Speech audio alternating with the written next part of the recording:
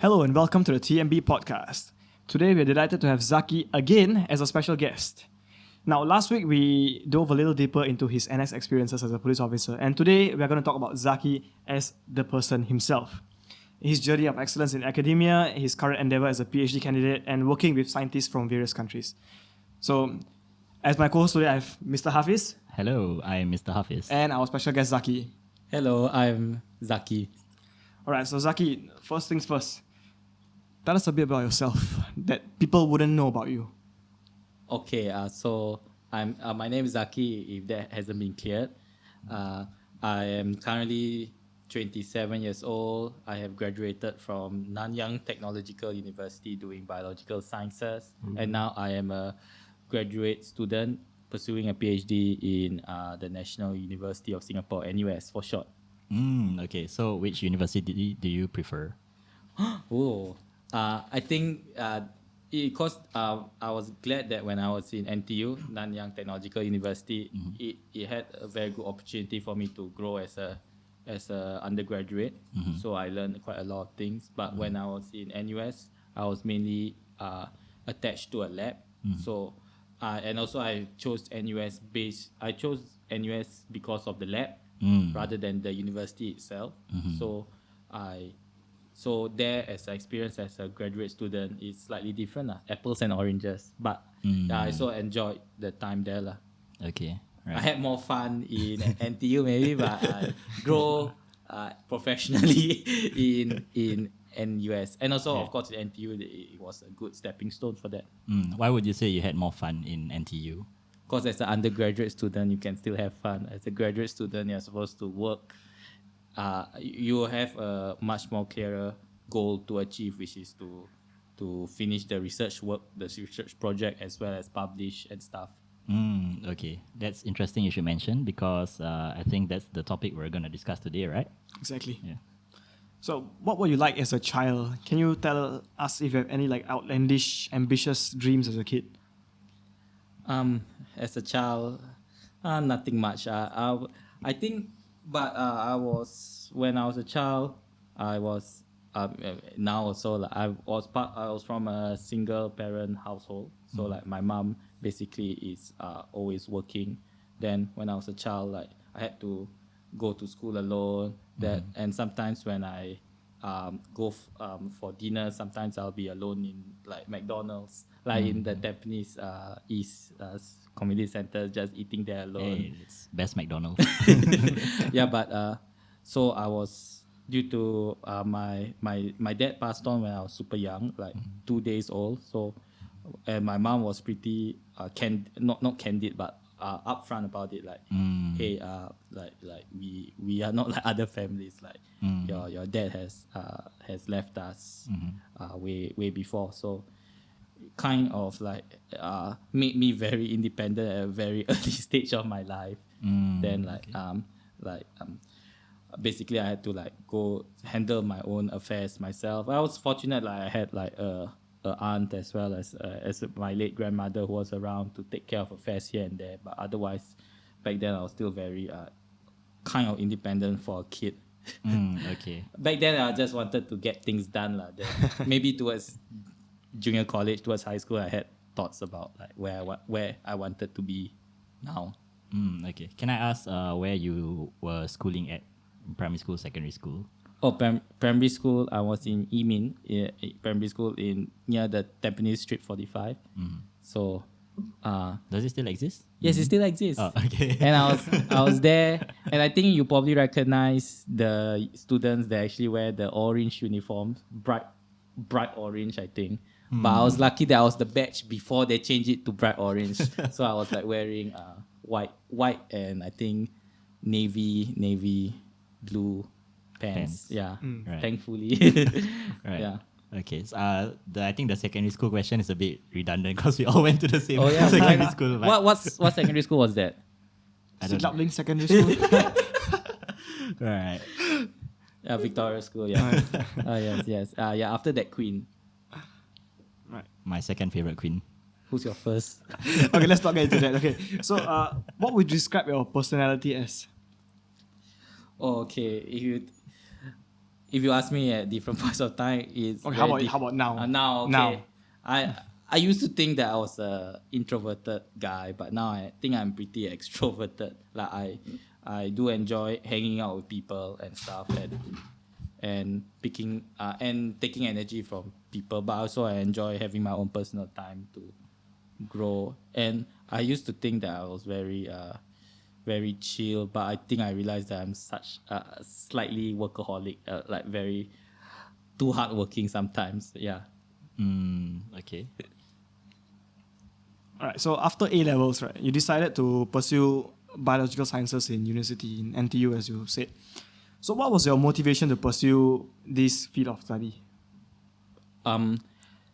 Back when in JC, I was actually thinking of where to go. Like, firstly, I thought of doing like philosophy, but then I realized that it was probably slightly too far out of my reach to understand. I mean, I do enjoy reading philosophy as a hobby, but to probably study it academically was I find it quite a challenge. Probably some of you can, some of you listeners can attest to that. Then I leaned towards the sciences. Then to me, the sciences that was most attractive was that of biological science. Specifically, I was more interested in like how the brain works, because around that time also my late grandmother, she also had ailments, and like she was like in a slight state of delirium, where she don't really have control of her emotions and what she says. Then it's pretty it breaks my heart lah to see like a woman who was very capable, who was a homemaker, and like she was a very good cook, a very good person, like went down this road of her life lah, which just made me think about like how. Well, and then when we try to think about it, also like there's so much we don't know yet about the brain, as opposed to other diseases such as diabetes or cancer. Then I felt that was one of the last few frontiers in understanding understanding the human body, the brain. So that's why I decided to pursue biological sciences in general, but my interest was towards neurobiology. I think that's a very good story and quite relatable as well. Pursuing a field of study based on a family member who saw suffering. So, so when you were entering in university in NTU, you applied for a scholarship called the CN Young Scholarship, and you were successfully awarded the scholarship. So, can you tell me what did it mean to you personally and to your family when you told them, "Okay, I've been awarded this scholarship"?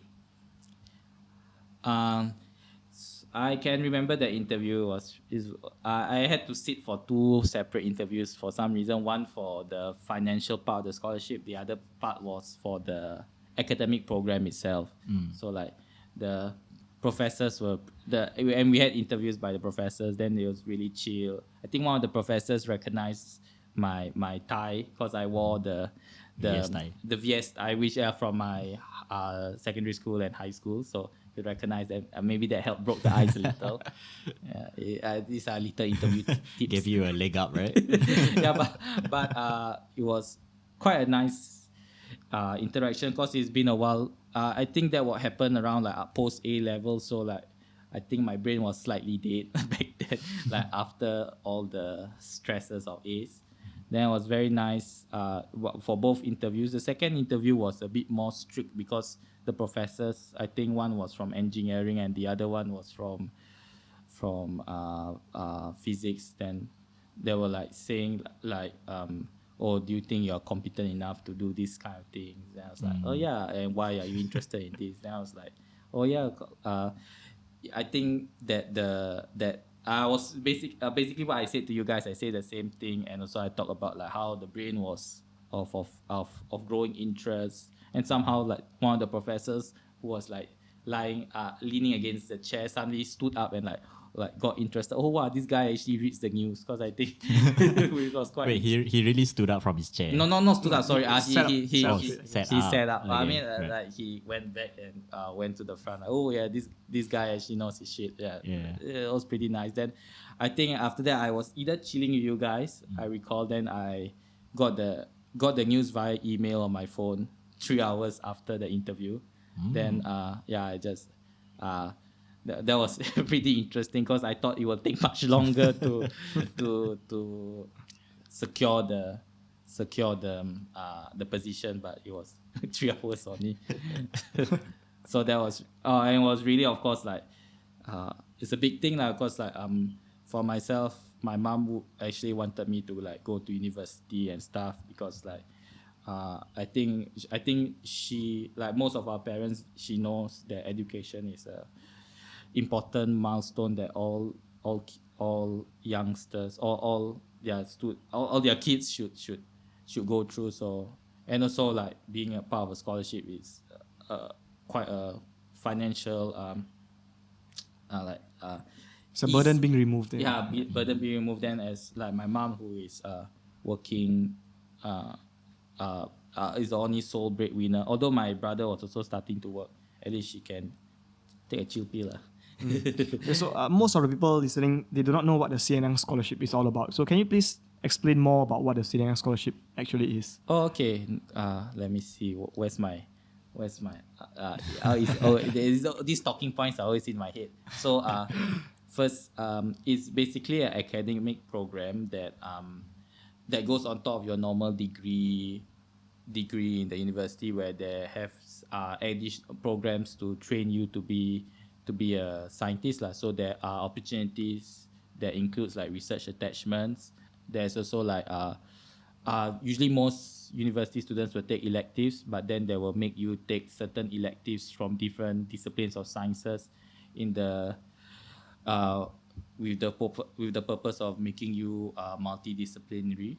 And then as I said earlier, there's opportunities to do research not only in Singapore but overseas lah. So the idea is just to groom someone to be a scientist lah, or to be a leader in the scientific field. So this scholarship is only open to people pursuing sciences. The science and engineering, yeah. So STEM. The STEM, yeah. STEM. So STEM, it's a STEM scholarship. Okay.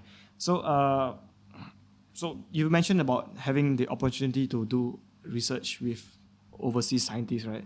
Based on your CNN scholarship. So have you ever gone for any expeditions with any CNN scholars or any mates that are overseas and did any research? At the later part of my training, later part of my degree, yes. Like at the earlier part, they actually made us go to CERN. Can you tell us more about that?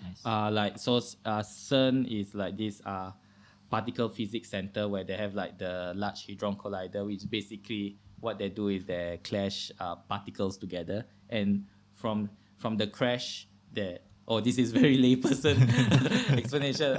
Probably my physics friends will bang and then they they crash. Yeah, so basically, if you want to know what item, what's inside an item, you basically crash it together. Then from the debris of it, from the signals that come from the debris, you can see what are the constituents of these items. So what they do is they smash, I think, protons together and in high energy, such that they can receive the signals. It was pretty cool because like it's basically a big ass circular thingy. I think it spans some parts of Switzerland onto France, and then like there's one part where they brought us very close to like one of the detectors. Then I recall that I was holding a camera, and you know, see that, and also to measure these things, they actually use very strong magnets. In fact, super cool. They had to bring the magnets to a very good condition to work. So like I remember when I was using my phone suddenly started glitching and stuff. started jumping around. No, not jumping, but like you record and hey, why is it like not working suddenly? And, okay, better not stay at this place for too long. Later your brain also like yeah, that was pretty exciting. Right. But how did this trip pertain to like your field of study? Or is it extracurricular? Yeah, it's kind of extracurricular, but I think one good thing is like it exposed you to like because I'm not a physicist myself, but I expose you to like a certain feel of how like the forefront of a certain field, like, and then you can see like how cosmopolitan it is. There's scientists from across Europe and across the world working together in the CERN, and if you think about it historically, uh, 60 years ago, Europe was like fighting each other. Now they're suddenly cooperating each other and paying a very expensive electricity bill yeah. just to discover things. So it was a very nice experience to see like science being the bridge towards different cultures and different people working together. So I think that's probably one of the smaller takeaways I got from that trip lah. Because I think like the scientific part is not that relevant to me, right? Like physics and stuff. Yeah. But I think being immersed in the environment, that makes you think about like what's the potential of science in society and humanity. Okay. Speaking of the different cultures, I'm just curious, what language do they speak when they work together at CERN? Actually mostly English, yeah. At least the people who interacted with us. So we actually walked around. I think they understand that we are English speaking, so they speak in English. I think some CERN is at the Switzerland part of the French speaking part of Switzerland. So most of the people They speak French. French, and if you go up to Geneva, they'll speak French there. But I think in the scientific field, usually the lingua franca, the language that people commonly speak is English. English, yeah, the Queen's language. Yes.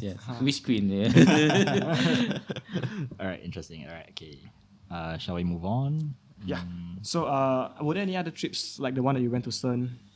I saw like other than the trip to CERN, that was during my first year as an undergraduate. Then towards my third to fourth year, I went for exchange to Sweden as well to do my final year project, which is like the combination of my undergraduate bachelor degree in Edinburgh. Okay.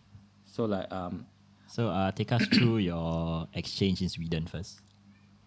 So like when I went to Sweden, it was in January. So like I mean, for us, most of us I guess live in Singapore, so we have 12 hours of sun and 12 hours of darkness. But when I went to Sweden, it was in January, and it was like 15 hours of darkness, and only like I remember the sun rose at 10:30 and set at 3, which was 3 p.m., which was it can be slightly depressing. Like I think some of my colleagues recommended to take like vitamin D supplements, and it is very sad because you come to work at a normal time. It's so dark. Then when you leave, it's so dark as well. Yeah. Right. But and it was also super cold. Yeah, like it was still snowing, and that particular year, 2018, it had a very long winter. So it dragged on all the way till like I think late April, where usually the snow stops around early April-ish. So like, okay. So you were there all the way through until April, end of April. until June. Until June. But after the winter was a phenomenal summer. Like usually like if you see brochures from universities, you see like people sitting in the grass patch hanging out together. Like no one does that in Singapore. It's so hot. But then actually the Europeans actually, and when the summer comes, they actually enjoy sitting in the grass patch doing nothing. Right. Like, It's actually an enjoyable summer. That's their lepak. Like basically that we lepak on the void decks, they lepak on the grass patch. So like in fact like my I was staying like in a communal space. Then like we actually brought sandwiches and had a picnic like in a grass patch and just sat there doing nothing, reading books and stuff. It's pretty very chill. Yeah, it's very nice. Okay. Did you go to Sweden alone, or were you with like a group of friends, or? For most of my time in Sweden, I was actually, I mean, like with friends from Singapore. I was alone with another Singaporean friend. But we were friends, but he stayed in another location. I stayed in a different. Then when I was in Sweden, the good thing is that I was staying like in a flat where everybody has their own separate rooms and toilets, but we have a communal kitchen, and everybody there were students. And I was attached to a university that was a predominantly medical university. So most of my and everybody, my neighbors were practically from that university. So I had friends who are training to be doctors, training to be nurses, or training to be medical researchers. So everybody was more or less like in the same area. And then everybody was from different parts of Europe and the world, in fact. And it was nice because like every week someone will volunteer to cook something. Like if it's, I remember when it was Chinese New Year, our Chinese neighbors came together and cooked like the dishes there. Then during my turn, I remember I cooked chicken rice with my other Singaporean friend. I had to throw the chicken into the water and make all the chilies from scratch because I forgot to buy the chili. Wait, what do you cook chicken rice for? Hari Raya? No, just for Singapore Day. a Singapore dinner. Yeah, so we took turns to present our dishes. Okay. Like MasterChef like that. Yeah, You got Disgusting.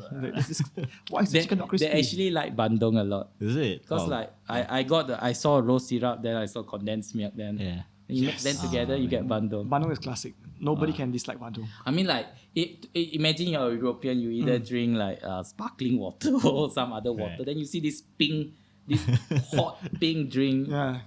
What's this? Do you give them soda gembira? No, I don't You should have think. taken their sparkling water, then you add to the bandung, right? Then like, Hey, that's a good thing to do. Maybe I can. Maybe we should try that another time. I never thought of it that way. yeah.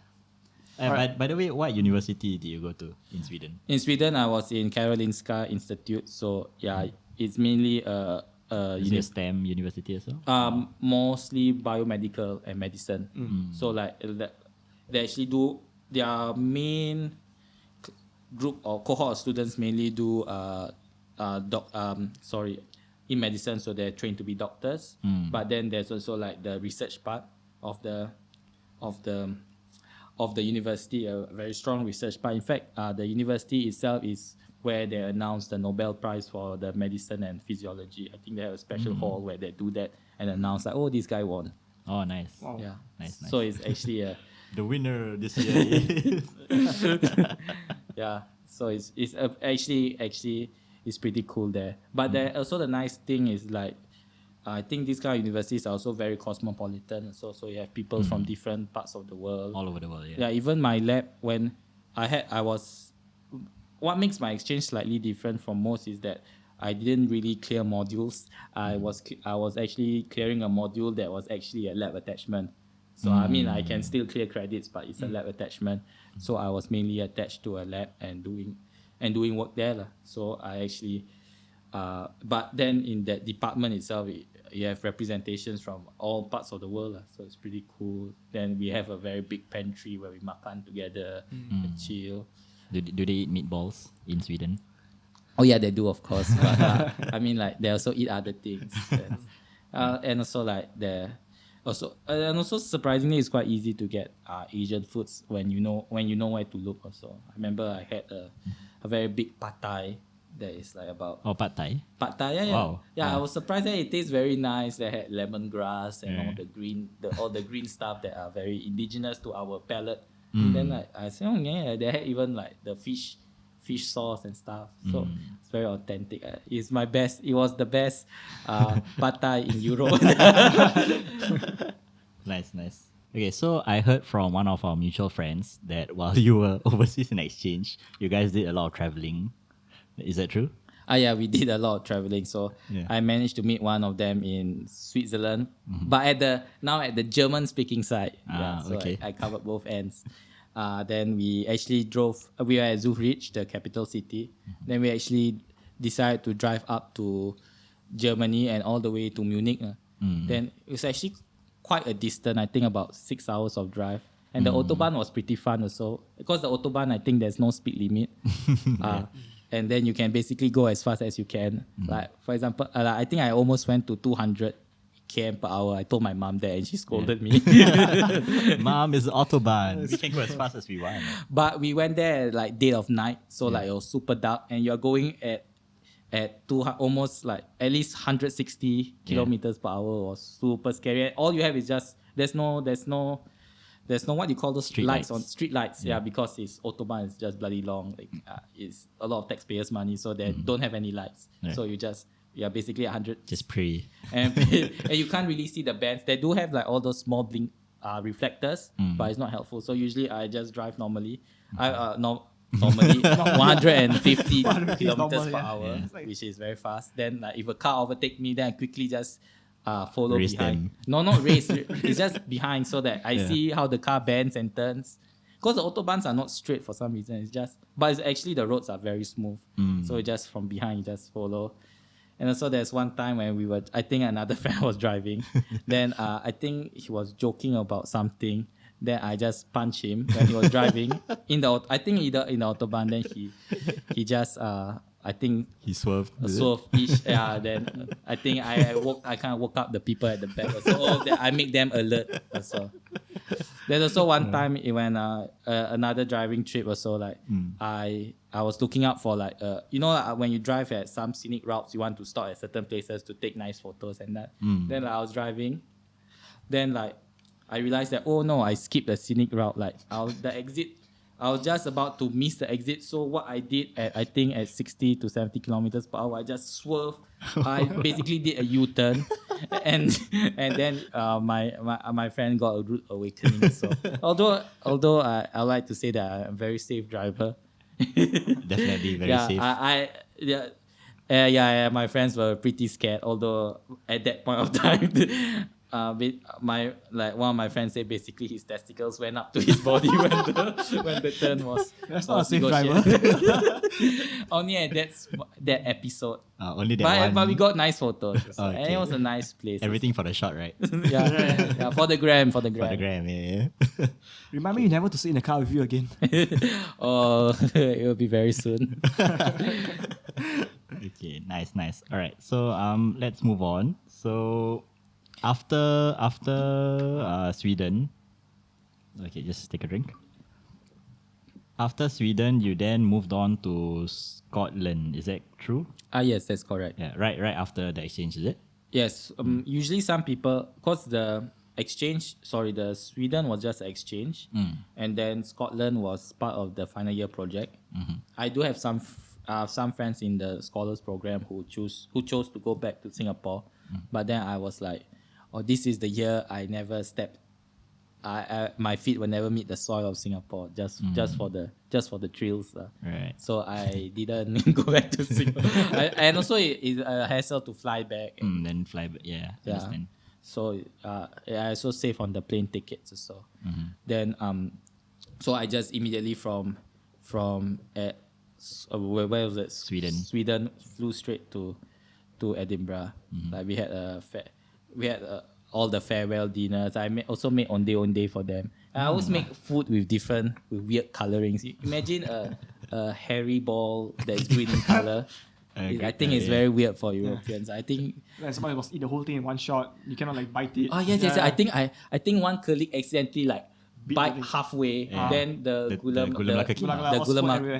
the brown sugar that is melted just squirt everywhere. Yeah. So I had to teach them how to eat that. They're very important. Yeah. So when I went to Edinburgh, and also I had a little bit of immigration crisis because usually you would have settled all the paperwork by the time I left for Sweden, but it was too far back to like settle the paperwork. And also like when I was in Sweden, I was actually still discussing with my prospective lab in Scotland that everything is a go. Like basically the prof said, please come, but then like we had to do the paperwork. And then I think the paperwork was super weird because usually people come at normal exchange program, so there's the bureaucracy for that. But I'm coming as a visiting research undergrad, which is a bit awkward for the system. So like my people in my prospective lab back there had to be shuttled back and forth to different offices to like, oh no, this is not under our purview, please go to their office. Oh no, it's not under our purview, please go to the other office. So it was a hassle. And also the silly thing was that the Swedish permit for residents, I stupidly put it at a very tight deadline because I thought, I'll be leaving for Edinburgh, so it's for Scotland, so I can just put the earliest possible date. So that was a mistake on my part, because if I were to stay in Sweden longer than that, I think it's illegal. You'll be deported. Oh yeah, that would be deported. Then and then that was around that deadline was on June, and then I was already on March, and on March I actually haven't settled the logistics for the UK, for Scotland. And then the weird thing is, because I'm staying longer than a certain time period, I have to get a student visa, because actually for Singaporeans you can stay up to 6 months, but I stayed to 7, so I had to apply for the visa. And then I had to, I think I went to the immigration center for UK because of all the nonsense only on end May, and end May is very close. And the worst thing is that for the visa for the UK, I had to give my passport, my only form of identification that ties me to being a Singaporean, to the UK embassy, and technically they will fly the passport to the UK to verify. Right. Then basically I was there with nothing. No identification. With only one identification, my Student card. the permit to stay. Oh, but okay, I don't have my passport, which actually is, I think, more powerful. Yeah. Then I was like, So they ask you, crap. who are you? I'm Zaki. Then where's the evidence? Just trust me, bro. Here's the evidence. Yeah. Then I was worried that I paid for the express queue, but God knows how long it'll take, right? So, and I submitted at end of May, and I was supposed to leave on 17 June. So, 2 weeks. Yeah, 2 weeks exactly. So then basically at that point, I decided to F it all, fuck it all, and just I basically went to a random island in the middle of the Baltic Sea in between Sweden and Estonia. But it was still part of Sweden, so I can travel there with ease. Yeah. I just rented a car and just drove around that bloody island. On your own? Yeah, on my own. And the fun part is that this story is going on forever. So I booked a car. Yeah. Then most Europeans drive manual cars. I don't know, but yeah. Okay. And what's this? And Europeans drive at the wrong side of the road. I On thought the right. they We drive on the left. Yes. We drive on the right. drive on the right. Yeah. They drive on the right, Oh, okay. and then their driver is sitting on the left. Ah, okay. And yeah. then a manual gear, usually in Singapore we yeah. use our left Right. hand. Yeah. Left hand to drive. Left hand, yes. But then you have to use your right hand to drive. Good thing the thingies that you press on your leg is still the same the same. order. Clutch. in the The right hand. accelerator, Brake brake, and and clutch. clutch is still in the same orientation. But then the gearbox Gear. was on your right, so you had So to. you were crossing your hands. No lah, but you had to get used to that. Then Yeah. I was like, I booked the car. Then I didn't check whether it's manual. Then I didn't check whether it's automatic or manual. Then you go there. Then it's manual. Okay. Then I basically drove around the car park for a few times just to orientate myself. Then I just drove off. And the good thing is the island. Yeah. So there's not much speed cameras lah. Right. So and I always had the nice challenge of the GPS saying you arrive there in 30 minutes. Yeah, because you always drive at 150 km per hour. No, that's the Autobahn. I obey the speed limits of the place I go to. so I always have the thrill of beating my GPS. Okay, you're supposed to arrive at 12:30. I arrive at 12:29. Screw you, GPS. Yeah, You're wrong. you don't know me. Yeah. Okay. But thankfully, I got the visa in time and I wasn't deported. And And now, you now we managed sit here. to Edinburgh. Yeah. Okay, nice. Okay, can you tell us a bit about what Edinburgh is like? So Edinburgh is the capital of Scotland. It's a very nice city. About less than 1 million people. Then I think most European cities, unlike London, they don't have high rise skyscrapers. Most of the building, I think they kept the architecture in the same era. They preserve the architecture pretty well. So it's very nice, very scenic. And Edinburgh, so it's next to this extinct volcano Authorseat. So and it's very scenic so you have the city, the buildings being very iconically Scottish and like those stone buildings. Like Then the next, Hogwarts look, right? yeah. I mean that's where where- Harry J.K. Potter. Rowling wrote her books and stuff. Yeah, in Scotland. Yeah, I mean in Edinburgh. Yeah, Ah. there's a cafe that is very heavily associated with her writing her works there. Anyways, so it's nice to see the kind of architecture then next to like an extinct volcano and stuff. I remember just taking the bus down and just seeing those two next to each other is very refreshing, as opposed to just in Singapore just being stuck in the subway back and forth. It's just a nice scenic view. Okay. Do you have any interesting stories from your time in Edinburgh? So Edinburgh, I just stayed for 7 months. Just doing my final year project. So my job just and in essence involves like working with rats. So what we do is that we pick up the rats from their homes. I mean from the housing facility. Then let them run around a maze. Where they solve the maze, they get to eat Cheese. No, not cheese. Sorry, we are not atas. We eat pellets lah. So like when they solve the maze, they pick up the food. And also the good thing about rats, they're like very small little dogs. So they have personalities. And once they are used to human interaction, they're pretty chill lah. I mean, if you see a rat on the street, it's not the one to run up to you for cuddles lah. But then the rats that are stored in the behavioral facility, they're usually okay with human interaction, and they don't mind being held and tickled in their bellies, stuff. They're pretty fun bunch.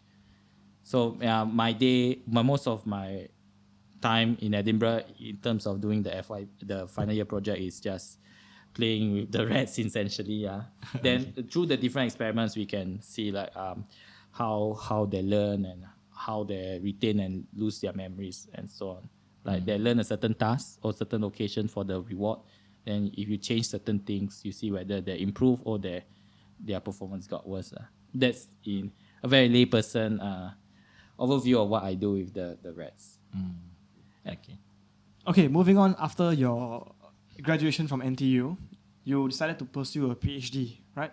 And you're currently pursuing a PhD in NUS, as you've mentioned at the top of the podcast. So my question is, what spurred you on to continue your studies past undergraduate level?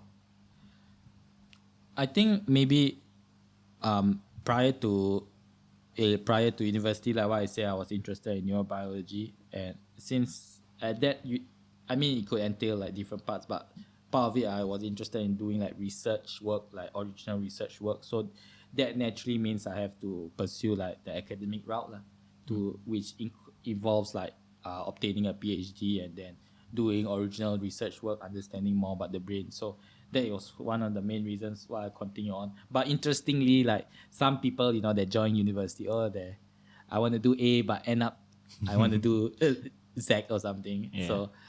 So I guess I was lucky that I had the experience throughout, like going overseas and stuff. Then then I realized, this is my cup of tea.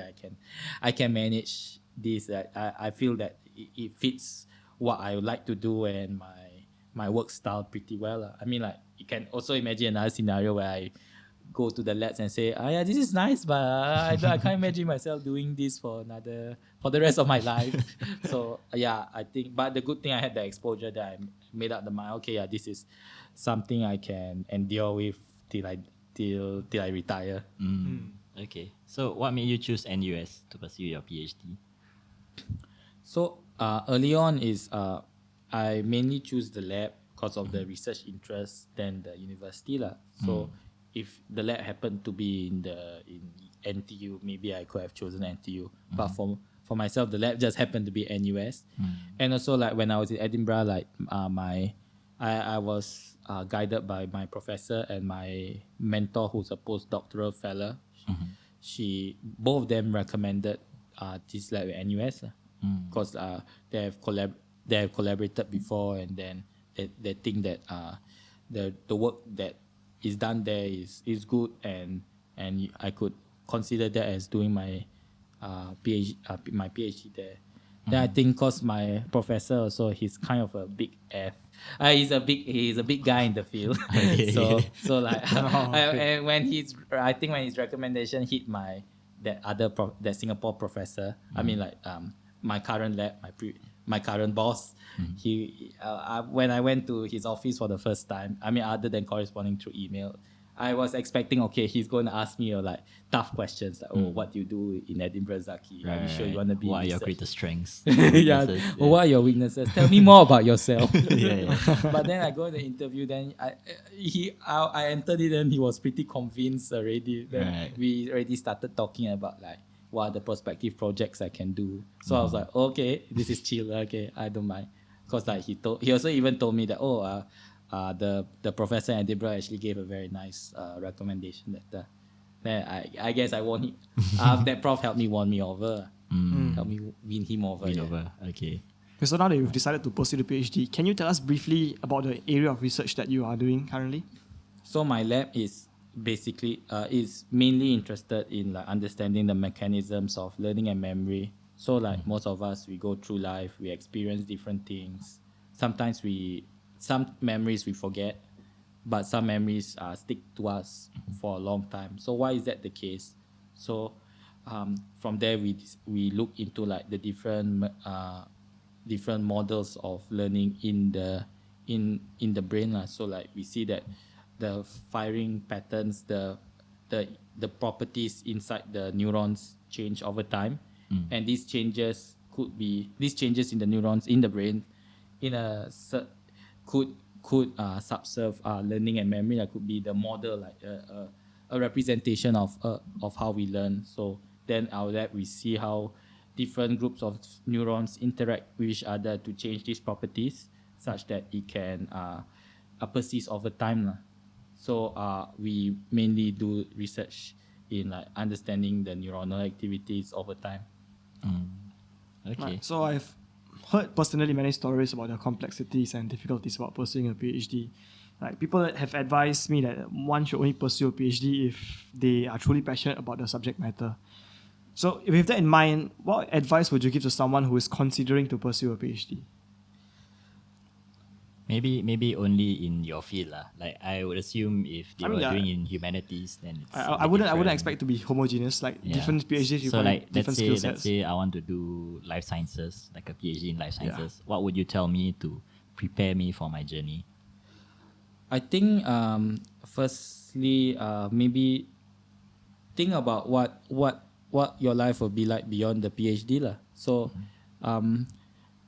PhD is not like the end all and be all of your life. Like you still have a life beyond your PhD. So where is this PhD gonna take you? Some jobs may require a PhD, like certain specialized consulting jobs in certain industries will require a PhD. If you want to pursue a teaching path, like a lecturer in a university or higher institute of higher education, you may need a PhD. If you want to do research, like climb the academic tree or like the academic ladder, the tree also.